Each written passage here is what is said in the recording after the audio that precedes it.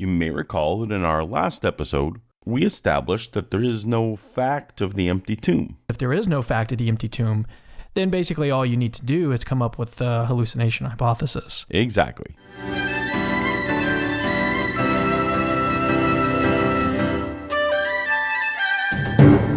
Welcome to Paulogia, where a former Christian takes a look at the claims of Christians. If you haven't already, please take a moment to tap on the subscribe button so that you'll be notified when new science, theology, and news videos come out. All right, we are back talking about the evidence for the resurrection. Just in time for Easter, we're going to return to our Once in a While series, covering Capturing Christianity's 3.5 hour, loads of evidence for the resurrection of Jesus, epic podcast featuring Dr. Calum Miller and Dr. Baker-Hytch. And if you missed the last however many episodes we've done, tap on the playlist above my head to catch the series from the beginning. If you haven't listened to those episodes, go back and do it. Otherwise, we're picking up where we left off. The first thing that we're going to do in this episode, or this series of episodes, however long it actually ends up being. I think this will be the second last episode in my series. Last one before the series finale. We're going to talk about the different skeptical theories. We're going to skip over the refutations of spoon theory, wrong tomb theory, and conspiracy theory. I don't personally find them compelling, but I am a proponent of the hallucination hypothesis. Basically that the disciples, these 500 brethren, everybody who had experience of Jesus, they didn't actually see anybody. They were having hallucinations. It was all in their minds. That's partially correct and partially missing the point. I do posit that for everyone who had an experience of risen Jesus, they had their experience in their minds. But I don't agree that the list of such people includes 11 disciples, nor 500 brethren. In fact, as far as anyone has demonstrated to me, we can explain the history of the Christian church with just a handful of people. Maybe only 2. Peter and Paul. Yeah, so with hallucinations, there are kind of a variety of causes for hallucinations typically. And, most ordinarily in psychiatric practice, we'd see them off in the case of psychosis, where you can get psychosis from a number of conditions like schizophrenia or bipolar disorder, or sometimes really severe depression. Sometimes you can get it from drug use. And then sometimes you can actually get hallucinations in people with no psychiatric problems, and particularly in the context of bereavement. And so you can call these grief hallucinations, for example. And these are actually surprisingly common according to studies. So there may be a technical definition that I don't know exactly. So I'm not intending to speak as an authority defining it here. There may be a technical definition? Yeah. Even though many of us seem to think that we are somehow psychology experts, based solely on our intuition, we're not actually authorities. And while Shannon Q won't call herself an authority either, she's at least far more studied in this area than anyone else on this panel. Before we delve into the subject, I think it's important for us to establish what constitutes a post-bereavement hallucination. There's no specific category of hallucination type that segregates a post-bereavement hallucination qualitatively from any other hallucination. It's simply a hallucination that's brought upon by grief and manifests specifically as a perception of the deceased in one or more sensory modalities.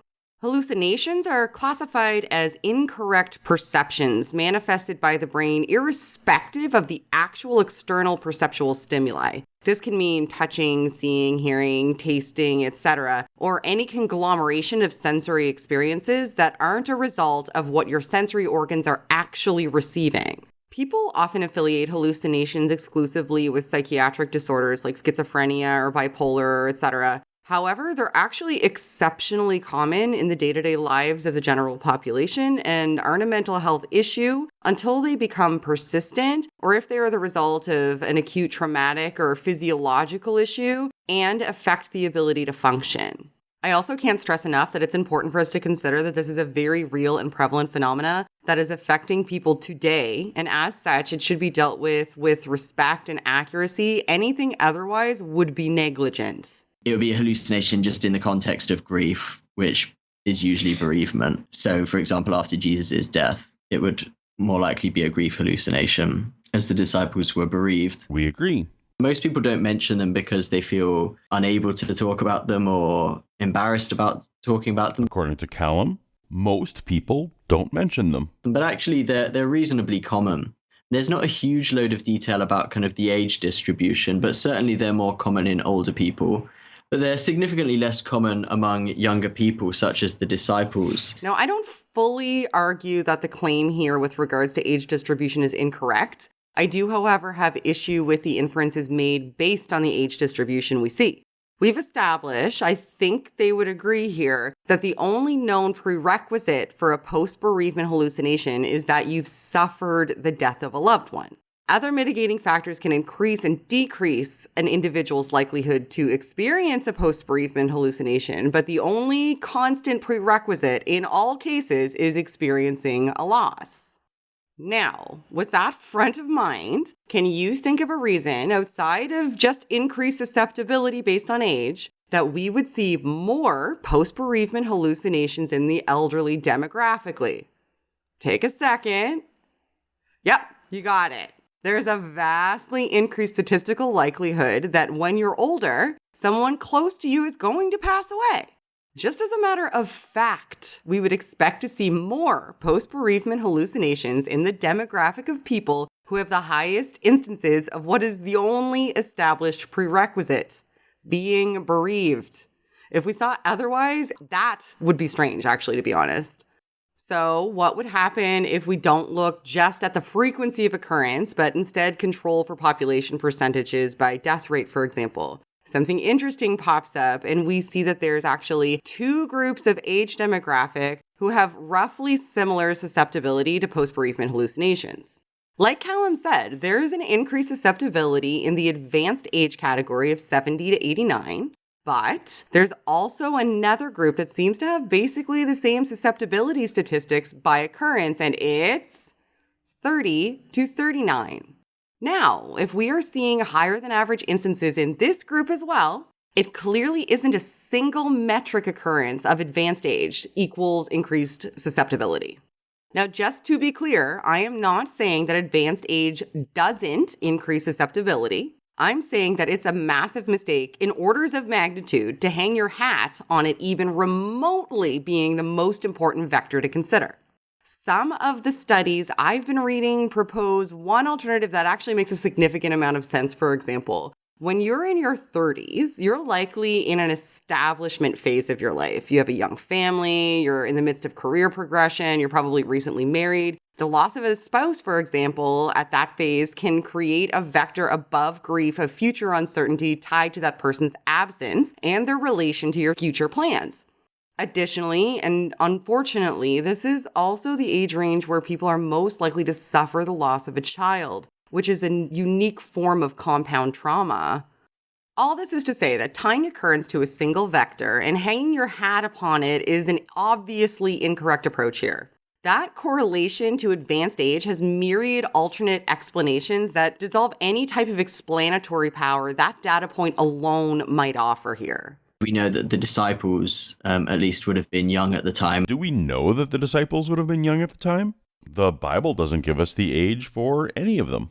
They were old enough to have jobs, at least. Some speculate they could have been late teens, some much older. And, of course, there's no special reason the disciples wouldn't have been a range of different ages. The earliest church depictions of the disciples portray them as a spectrum of approximately Jesus' age to well above.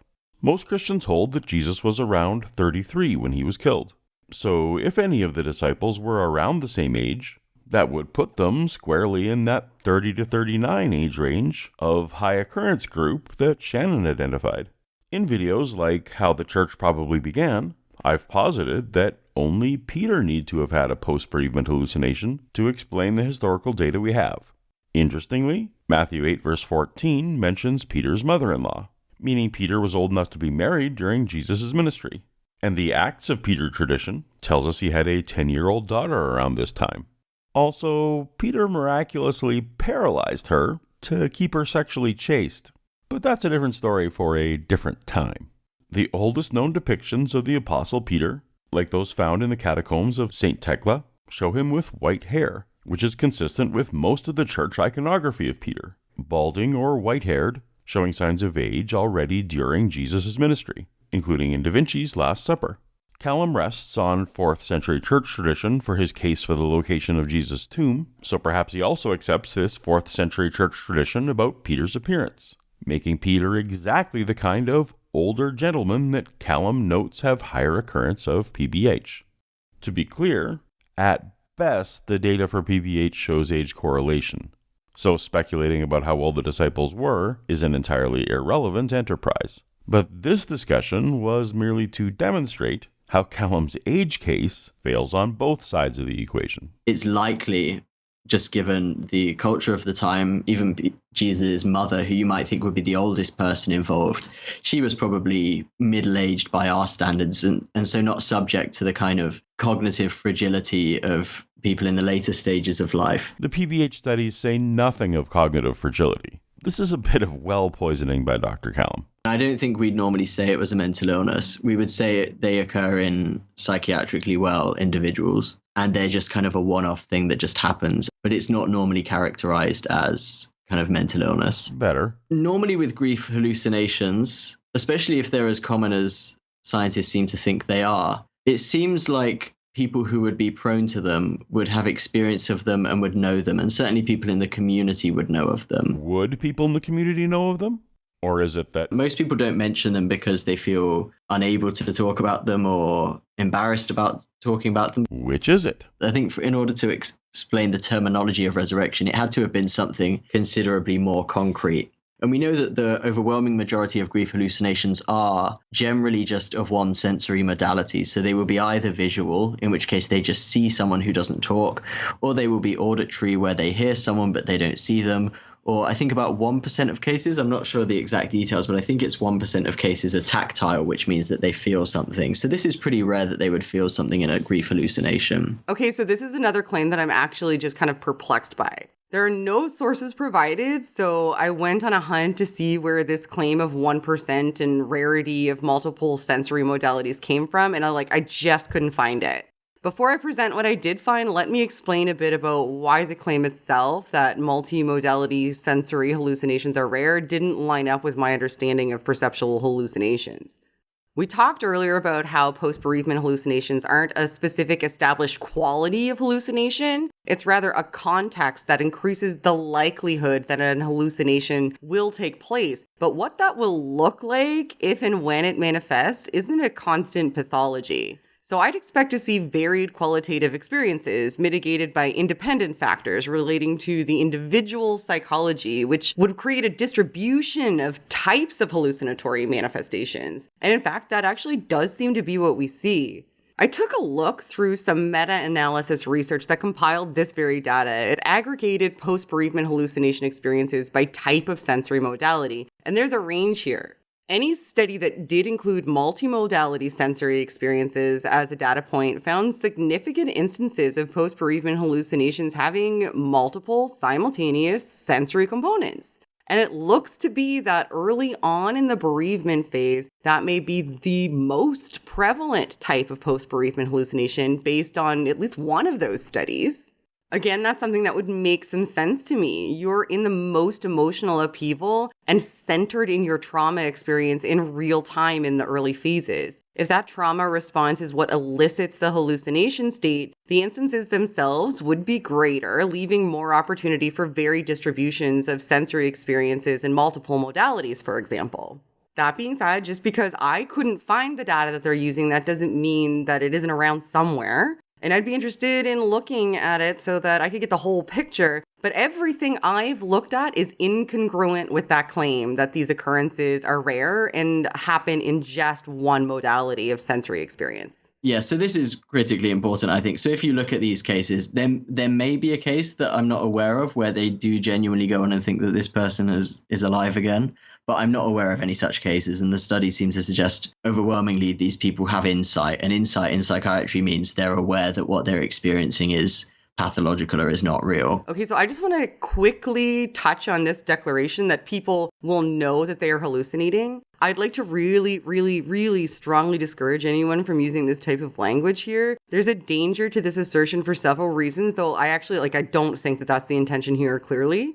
Hallucinations mostly occur when an individual is in an altered psychological state by definition, either acutely, situationally, pathologically. How any individual incorporates an hallucinatory perception is exceptionally contextually dependent. An otherwise psychiatrically healthy individual could be in an acute state that quite literally augments their relation to that hallucinatory experience in such a way that it's imperceptible from their actual perceptions of reality and in fact is incorporated into them. Above even this consideration, implanting this general idea that, we'd know if we were hallucinating, it's just not correct. And holding the idea that it is could cause someone experiencing hallucinatory states to disregard them due to this false preconception that, if I was hallucinating, I'd obviously know. Psychosis, I think, is another non-starter.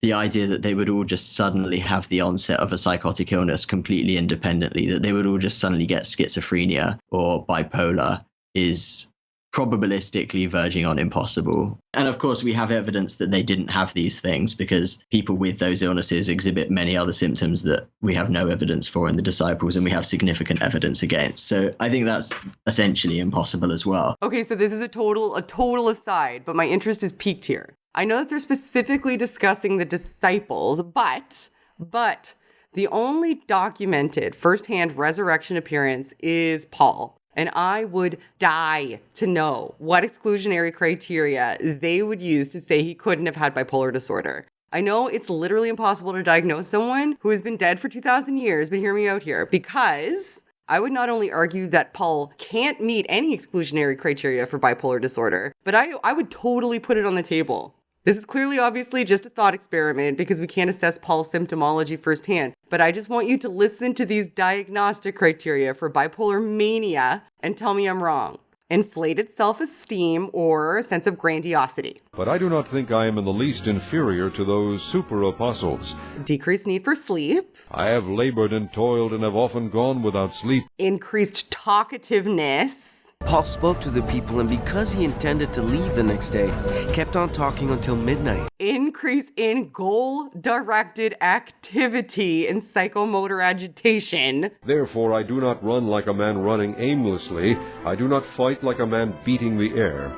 No, I beat my body and make it my slave, so that after I have preached to others, I myself will not be disqualified for the prize. Engaging in activities that hold the potential for painful consequences. I have worked much harder, been in prison more frequently, been flogged more severely, and been exposed to death again and again. I just can't see how Paul would meet any of these exclusionary criteria, and I'm also utterly dumbfounded that they weren't even talking about Paul. He's the only first-hand account that we have that says, yep, I saw him, there was Jesus, and they just didn't even address him.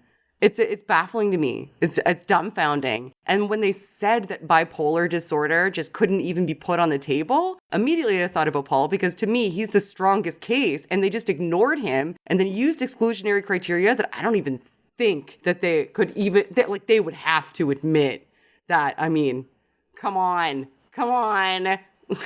One thing to bear in mind is that this is not an explanation of the empty tomb, the hallucination hypothesis. That's right. A comprehensive naturalistic explanation would need not only to be able to account for the appearances, but also the empty tomb. Or merely point out that most Roman crucifixion victims were not buried in tombs, but discarded in unmarked ditches or mass graves. It's incredibly easy to imagine that the thing that happened to most also happened to Jesus. Now, I guess I'm inclined to think that that's not necessarily like a massive extra burden, in the sense that it's not too difficult to imagine a scenario where the tomb is emptied for some reason, that was kind of the trigger for these grief visions or whatever. At least that's what I would say if I was a naturalist. Uh-oh. Is Calum siding with me on this? What about Max? I'm basically less confident than some people that we can very strongly rule out something like a kind of grief hallucination hypothesis with perhaps some kind of contagion or hysteria, and then perhaps some false memories which start to crystallize over time. Something like that If I was a naturalist, I think probably, the best shot would be something like this. I think I'm going to save the rest of the shocking extent to which these resurrection experts actually agree with me, rather than with Capturing Christianity, for the next episode. If part 5 is posted at the time you're watching this, tap on the thumbnail to continue. A huge thank you to Shannon Q for enlightening us all.